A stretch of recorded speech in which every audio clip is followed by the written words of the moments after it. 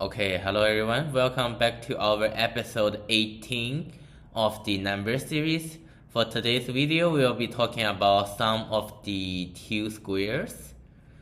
Okay, let's jump right into the question. So, number one, determine which of those numbers can be written as sum of two squares.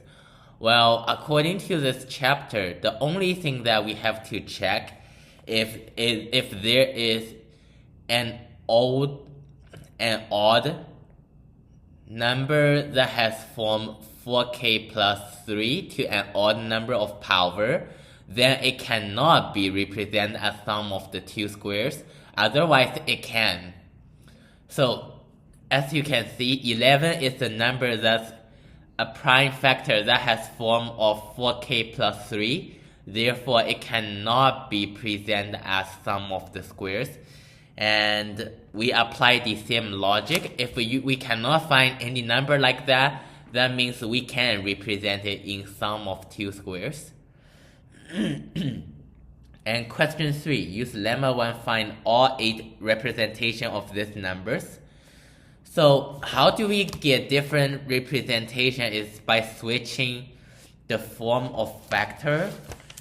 Let me show you what do I mean. So you see here, this is A, B, C, D, right? We can switch the place of A and the B. Like each time when we apply this operation, we could have 2 different representation, and the new representation can like derive into more different representation. Like we're gonna apply this a total of operations by 3 times. Therefore, this should be a total of 2 to the power of 3 representation, which is 8, and what the question wants us to find, and those are the results.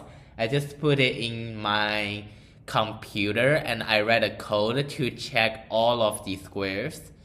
I feel like maybe at the end of the series I could post like my file of those functions in C++, and you can also try out those functions. So be sure to stay at the end of the series. Thank you.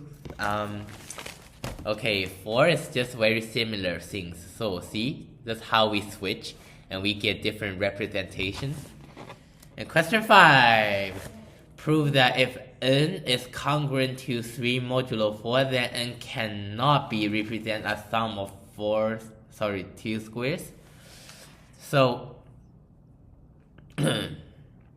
we're gonna find that if n has form like this, then it must have a prime that in form of 4k plus 3 to an odd power, because if it is even power, it's going to be congruent to 1.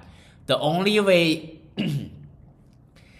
the whole thing is congruent to 3 is because there is a single prime in form of 4k plus 3, like single out, and thus there should be odd power. So yeah, it cannot be represented as sum of 2 squares.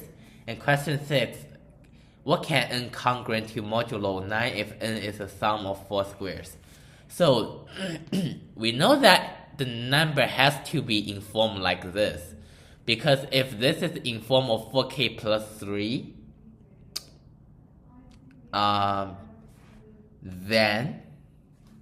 then we know that this is not be representable by sum of 2 squares.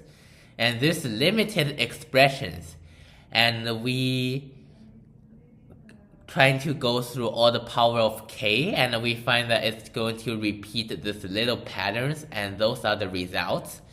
And also we need to drag the 0 down here, and we got those as our answers.